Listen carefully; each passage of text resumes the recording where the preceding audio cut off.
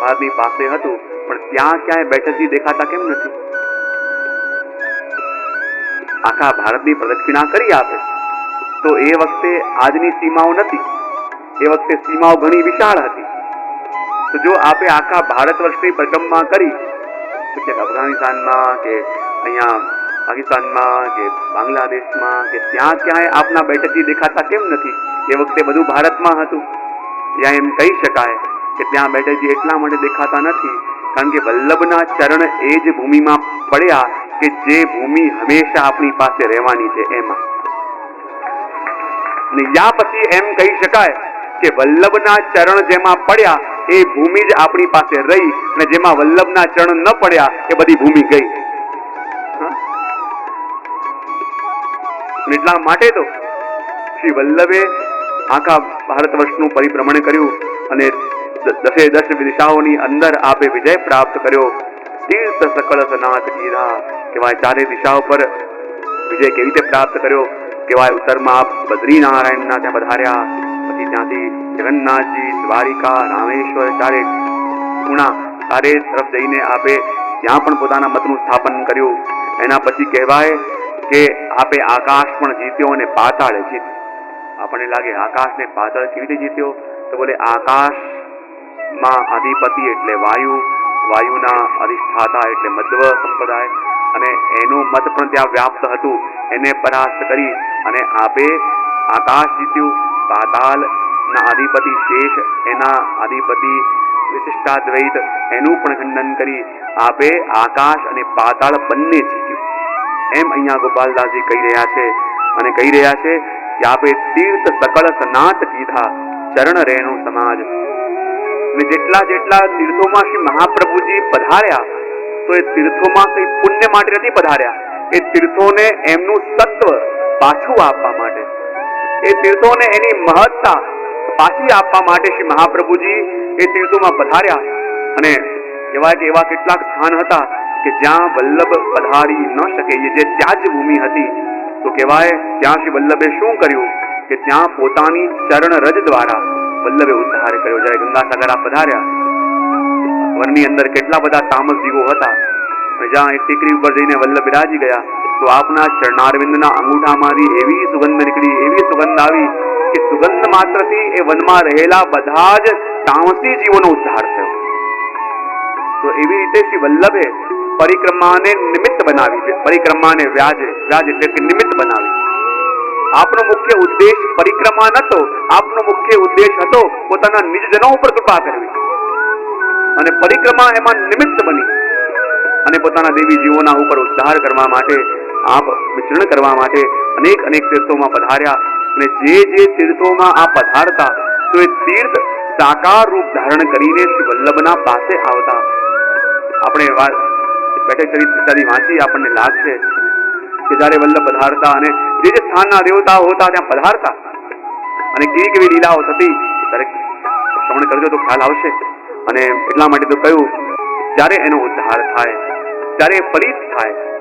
સાચા અર્થમાં શ્રી મહાપ્રભુજી દરેક જગ્યા પધાર્યા, અને કહેવાય વલ્લભના ચરણારવિંદની અંદર અનેક ચિહ્નો છે, અને એમાંથી એક ચિહ્ન વલ્લભના ચરણમાં કમળનું પણ છે.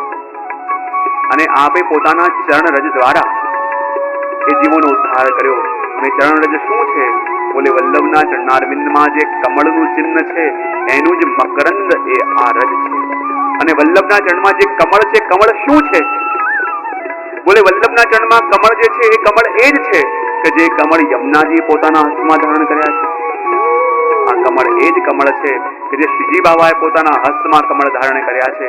અને ઘણી વાર વર્ણન પણ કરતો હોઉં કે આ કમળ કયું છે? તો કહેવાય કે જ્યારે ઠાકોરજીને સ્વામીજીનો વિપ્રયોગ થાય, અને ઠાકોરજીને જ્યારે સ્વામીજીનો એટલો વિપ્રયોગ થાય કે ઠાકોરજી સ્વામીજી વિના એક ક્ષણ પણ રહી ન શકે, અને ત્યારે વલ્લભના ચરણોમાં રહેલું આ કમળ 1000 પાંખડીઓ વાળું બની જાય. વલ્લભના ચરણોમાં જે કમળ છે એ કમળ 1000 પાંખડી વાળું બની જાય. અને જ્યારે પ્રભુને સ્વામીજીનો પ્રગાઢ પ્રયોગ થાય ત્યારે વલ્લભજી ઠાકોરજી જઈને આ કમળના મધ્યમાં બિરાજમાન થઈ જાય. અને કમળના મધ્યમાં જ્યારે પ્રભુ વિરાજમાન હોય, આપના મુખથી રાધે રાધે રાધે નામનો ઉચ્ચાર થતું હોય અને આપના આંખોમાંથી શ્રી રાધાજીને યાદ કરી, સ્વામીજીને યાદ કરી અશ્રુધારા વહેતી હોય અને એટલો વિરહ પ્રગાઢ થાય, એટલો વિરહ પ્રગાઢ થાય કે વિયોગની અંદર ઠાકોરજીના આંખોમાં જે કાજલ છે એ પણ આંસુના માધ્યમથી વહેતું વહેતું કપોલ પર આવ્યું છે.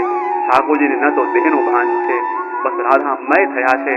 અને રાધાજીના આવા પ્રગાઢ વિયોગની અંદર રાધાજીનું સ્મરણ જ્યારે પ્રભુને થઈ આવે અને ત્યારે પ્રભુ જે આંખના આંસુથી મિશ્રિત કાજલ આપના કપોલ ઉપર આવ્યું છે એ જ કાજલ પોતાની આંગળીથી લઈને અને એક કમળના એક એક પાંદડી ઉપર પોતાના હાથે રાધાજીનું એક એક ચિત્ર બનાવે અને પોતાના હાથે રાધાજીનું એક એક નામ લખે અને એમ 1000 પાંખડી વાળા એક કમળના એક એક પાંખડી ઉપર ઠાકોરજી સ્વયં પોતાના હાથે રાધાજીનું એક એક ચિત્ર બનાવે અને પોતાના હાથે રાધાજીનું એક એક નામ લખતા રાધા સહસ્ત્ર નામ લખે. અને જ્યારે એ 1000 સ્વરૂપો રાધાજીના ચિત્રિત થાય અને જ્યારે પ્રભુ દ્રષ્ટિ ઊંચી કરી એ ચિત્રોની ઓર દ્રષ્ટિ કરે તો હમણાં સુધી તો માત્ર એક રાધાજીનો વિયોગ હતો, પણ સામે જ્યાં 1000 રાધાજીના દર્શન કર્યા અને કહેવાય પ્રભુનો વિયોગ પણ 1000 ગણો વધી ગયો. અને એટલો તાપ આપને થાય, એટલો તાપ આપને થાય કે પ્રભુ મૂર્છિત થઈને એ કમળમાં પહોળ્યા અને એ જ કમળ શ્રી વલ્લભના ચરણોમાં છે. અને જ્યારે વલ્લભની ચરણરજનો સંબંધ આપણને થાય, શ્રી વલ્લભના ચરણોનો સંબંધ આપણને થાય અને જો જ્યાં જ્યાં પણ વલ્લભના ગુણગાન થતા હોય ત્યાં એ રજનો સંબંધ, એક કમળનો સંબંધ પ્રગટ થાય અને જ્યાં જ્યાં વલ્લભની વાણી અને વલ્લભના ગુણગાન વૈષ્ણવ કરતા હોય ત્યાં ત્યાં એ કમળ સ્વયં રીતે પ્રગટ થાય. અને જ્યારે વલ્લભના ગુણગાન સાંભળતા સાંભળતા જ્યારે નેત્રોમાં પ્રેમાશ્રુ ભરાય તો માનવું કે હવે પ્રભુએ કૃપા કરી એ કમળનો સ્પર્શ મારા નેત્રોને કરાયો છે. વલ્લભના ગુણગાન સાંભળતા સાંભળતા જ્યારે દેહમાં રોમાંચ થાય ત્યારે માનવું કે કમળનો સ્પર્શ આપે મારા દેહને કરાયો છે. અને વાસ્તવમાં જ્યારે જ્યારે પણ ભગવત ગુણગાન થાય, વલ્લભના ગુણગાન થાય ત્યારે ત્યારે કમળ પ્રગટ થાય છે. અને પ્રભુને યાદ કરતા કરતા શ્રી વલ્લભના ગુણગાન સાંભળતા સાંભળતા જ્યારે નેત્રો ભરાય, શ્રી મહાપ્રભુજી કહે છે હવે નેત્ર નેત્ર ન કહેવાય, એ તો નેત્ર કમળ કહેવાય. શ્રી વલ્લભના ગુણગાન કરતા કરતા પ્રભુના ગુણગાન સાંભળતા સાંભળતા જ્યારે નેત્ર ભરાય ને પછી નેત્ર નહીં, નેત્ર કમળ કહેવાય. કારણ કે જેમ કમળ જલ વિના રહી ન શકે અને આ નેત્ર કમળ પણ જ્યારે જલને ધારણ કરે ત્યારે નેત્ર ન રહેતા એ નેત્ર કમળ બને. અને શ્રી વલ્લભની ચરણરજનું એ સામર્થ્ય છે એવા કમલનું દાન આપણા જીવનમાં કરે અને આપણને પણ ધન્ય બનાવે. અને આગળ 10મી પંક્તિની અંદર ગોપાલદાસજી કહી રહ્યા છે, સ્વમાર્ગ સ્થિર સ્થાપવા આપવા ભજનાનંદ, નામ આપ્યા જીવને શુભ મિષ્ટ મુખ મકરંદ. કહેવાય જેટલા પણ ભજના જે ગોપો હતા, જે પણ પ્રભુની સાથે ખેલતા, પ્રભુની સાથે વિચરણ કરતા, એ બધા ગોપોને તો પ્રભુએ બ્રહ્માનંદનો અનુભવ કરાયો, પણ જે લોક અને વેદનો ત્યાગ કરી પ્રભુની વેણુનાદનું શ્રવણ કરી જે ગોપીઓ પ્રભુની સન્મુખ પહોંચી ભજનાનંદનો અનુભવ તો પ્રભુએ એ ગોપીજનોને કરાયો. જે પોતાના લોક વેદનો ત્યાગ કરી, જે પોતાના બધા જ સાધનોને છોડી અને પ્રભુની પાસે ગઈ અને પ્રભુએ કૃપા કરી એમને ભજનાનંદનો અનુભવ કરાયો. અને માટે તો કહ્યું સ્વમાર્ગ સ્થિર સ્થાપવા આપવા ભજનાનંદ, નામ આપ્યા જીવને શુભ મિષ્ટ મુખ મકરંદ. અને ગોપીજનો જ્યારે પ્રભુના શરણે ગયા અને જે ભજનાનંદનો અનુભવનું દાન પ્રભુએ એ ગોપીજનોને કર્યું અને એ જ ભજનાનંદનું દાન સાધારણ જીવો પણ કરી શકે એના બીજ રૂપી શ્રી મહાપ્રભુજી અષ્ટાક્ષરનું દાન બધા જીવોને કર્યું. અને અષ્ટાક્ષર અને પંચાક્ષર એવા બીજ છે કે જેની અંદર એ સામર્થ્ય છે કે જે ફલ અને જે સુખ પ્રભુએ ગોપીજનોને આપ્યું એ આપણને પણ મળી શકે, એ જીવ પણ પામી શકે. અને અષ્ટાક્ષર શું છે? માનો એ તો કલ્પ વૃક્ષ છે, પણ આપણને જે સહેલાઈથી મળી જાય ને તો આપણને એની ખબર ન હોય. બહુ કોઈ અઘરું અઘરું બતાવે, આટલા આટલા આમ કરો અને આટલું આટલું આમ કરો તો આપણને લાગે આમાં કંઈક લાગે છે. બહુ સહેલાઈથી જયારે કોઈક વસ્તુ મળી જાય તો એની કદર આપણને ન થઈ શકે, પણ આ અષ્ટાક્ષર શું છે? આ અષ્ટાક્ષર આપણો મહામંત્ર છે. અષ્ટાક્ષર શું છે? અષ્ટાક્ષર એક કલ્પવૃક્ષ છે અને કલ્પવૃક્ષની છાયામાં પ્રભુએ વલ્લભે આપણને બેસાડ્યા છે, પણ છતાં હાથમાંથી કટોરો છૂટતો નથી. એવી દશા છે. અષ્ટાક્ષર શું છે? કલ્પવૃક્ષની છાયામાં આપણે છે અને કલ્પવૃક્ષની છાયામાં બેઠા હોઈએ અને છતાં એનો આશ્રય કરી ન શક્યા. એનાથી દુર્ભાગ્યની વાત કઈ હોઈ શકે? જુઓ તો ખરા, જેવી રીતે ગોપીજનોના ભાવ રૂપે ગોપીઓ પ્રભુની પાસે ગઈ, પ્રભુએ એમની પરીક્ષા પણ કરી, પણ છતાં ગોપીઓ ચલિત ન થઈ. કારણ કે પ્રભુ જયારે કોઈને અપનાવે, કોઈને શરણે લે તો પ્રભુ પરીક્ષા કરી લે. પણ આપણને વિચાર એ આવે, પ્રભુના શરણે તો જવું છે પણ પરીક્ષા આપવી નથી. સાધારણ રીતે આપણે બહાર કંઈક લેવા માટે પણ જઈએ, એક માટકી લેવા માટે તમે ગયા તો એને પણ તમે જરા ઠોકીને લેશો, પરીક્ષા કરીને લેશો કે ક્યાંક ખરાબ ન આવી જાય, ક્યાંક અપાત્ર ન હોય. અહીંયા સુધી કે શાકભાજી લેવા પણ જાઓ તો એક એકની પરીક્ષા કરીને લો કે દાગવાળું ન આવી જાય. તો શું આપણે નાની નાની વસ્તુ લેવા માટે જઈએ અને પરીક્ષા કર્યા વિના લઈ શકતા નથી, પણ આશા રાખીએ છીએ કે હું તો પરીક્ષા કરીને બધી વસ્તુ લઉં, પણ પ્રભુ મારી પરીક્ષા ન કરે? શું એ સંભવ છે? જો જયારે પ્રભુ પરીક્ષા કરે ને એમાં બહુ દુઃખી થવાની જરૂર પણ નથી. ઘણી વાર તો પરીક્ષા થાય તો સોનાની થાય, લોડાની થોડી થાય. અને પરીક્ષા પણ જો આપણે બજારમાં કોઈ વસ્તુ લેવા જઈએ, કોઈ દુકાનમાં તમે ગયા અને દુકાનમાં હજારો વસ્તુઓ પડી છે, પણ તમે સૌથી વધારે ભાવતાલ કઈ વસ્તુ માટે કરશો? સૌથી વધારે ચકાસણી કઈ વસ્તુની કરશો જે તમે તમારી જોડે ઘરે લઈ જવા માંગો છો? સૌથી વધારે કસોટી તમે એ જ વસ્તુની કરશો કે જેને તમે અપનાવવા માંગતા હો. તો આ જગતની અંદર તો હજારો જીવો છે, પણ આપણને લાગે પ્રભુ મારી જ કસોટી કેમ કરે છે? તો વિચાર કરો, આ હજારોની અંદર હજારોમાંથી પ્રભુની દ્રષ્ટિ મારા ઉપર પડી, એનાથી વધારે આનંદનો વિષય કયો કહેવાય આપણા માટે? આપણા તો પ્રભુ એક છે, આપણા પ્રભુ એક છે, પણ આપણા જેવા પ્રભુ પાસે કરોડો છે. અને કોઈની કસોટી કરવી હોય ને તો સૌથી પહેલા એની તરફ દ્રષ્ટિ કરવી પડે. કસોટી કરવા માટે પણ સામે દ્રષ્ટિ કરવી પડે.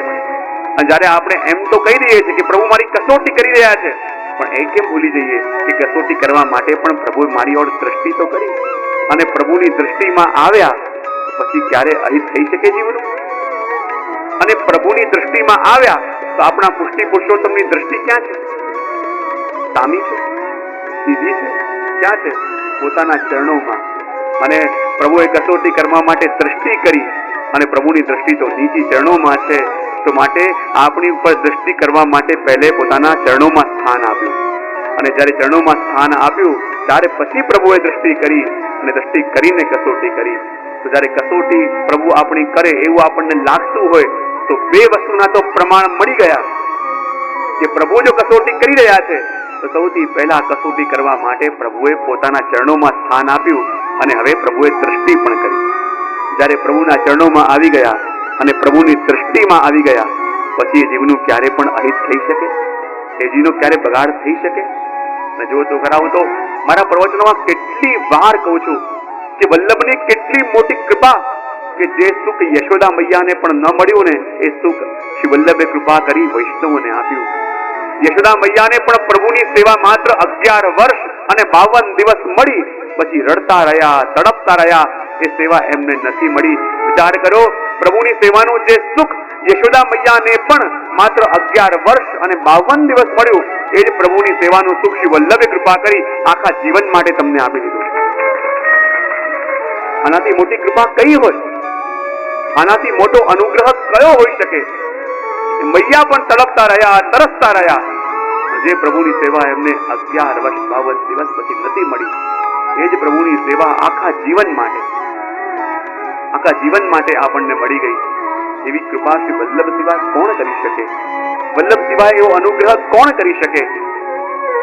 અને કેવી કૃપા શ્રી વલ્લભે કરી કે જે જગતના નાથ છે એને બાળકના અસમર્થ સ્વરૂપે આપણા ઘરે પધરાવ્યા, ભક્તને સમર્થ બનાવ્યા અને ભગવાનને અસમર્થ. જાકી દુનિયાને જગાવે અને જ્યારે તમે જગાવતા એ જાગે. જ્યાંથી દુનિયાનો પેટ ભરે અને જ્યારે તમે અરોગાઓ ત્યારે અરોગે, આખી દુનિયાને જે બોલાવે એને જ્યારે તમે બોલાવો ત્યારે કોણ?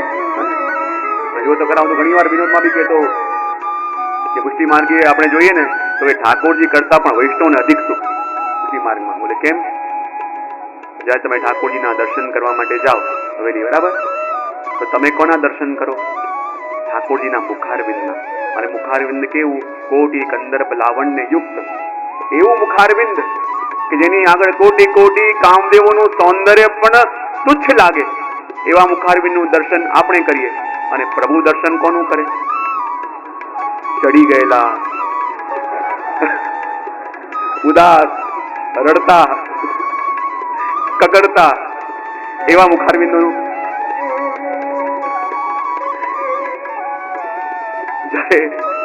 આપણે પ્રભુની પાસે જઈએ, પ્રભુના નેત્રો પર દ્રષ્ટિ પડે, કેવા કમળ સરીખા નયનો, કેવા કમળ જેવા, કમળની પાંખડી હોય એવા નયનો. જયારે પ્રભુ આપણા નયનોમાં જુએ એ તો લાલ લાલ થઈ ગયો રડી રડીને, પ્રભુ આ નથી મળતું, પેલું નથી મળતું. બતાવો કોણ સુખી વધારે? કોણ? પ્રભુ કે આપણે? આપણે હવેલીમાં દર્શન કરવા જઈએ તો આપણા કાનમાં શું પડે? હવેલી સંગીત. આપણે હવેલીમાં દર્શન કરવા જઈએ, સુંદર કીર્તન ચાલતા હોય, સુંદર કીર્તન થતા હોય તો આપણા કાનમાં શું પડે? હા, આપણે સુંદર હવેલી સંગીત સાંભળીએ. ઠાકોરજી આટલા આટલા દિવસ થઈ ગયા, દીકરી માટે કોઈ ઘર મળતું નથી, છોકરા માટે દુકાન બરાબર ચાલતી નથી, મકાન વેચાતું નથી. કોણ સુખી બતાવો?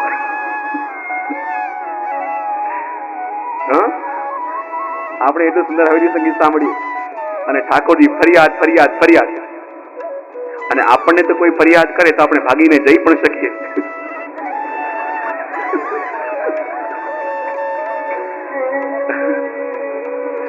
આપણને કોઈ ફરિયાદ કરે આપણે ના પણ પાડી શકીએ, ના બહુ થઈ ગયું, માથું ચડી ગયું. તો પ્રભુ કહી શકે? બતાવો કોણ સુખી વધારે? તો કેટલી કેટલી સુવિધા છે પુષ્ટિ માર્ગમાં. જે કહો પ્રભુએ સાંભળવું પડે. ઘરના લોકો સાંભળતા ન હોય પણ પ્રભુ સાંભળે. એટલું સુખ ક્યાં હોય? એટલા માટે તો કેવી કૃપા આપણા પર થઈને કેટલું સહજ થયું. એટલા માટે તો કહ્યું કે જુઓ, શ્રી વલ્લભે કૃપા કરી અને આ અષ્ટાક્ષર અને પંચાક્ષર મંત્રનું દાન આપી એ ભાવને આપણા હૃદયમાં સ્થાપિત કર્યા. અને એ કૃપા કેમ થઈ?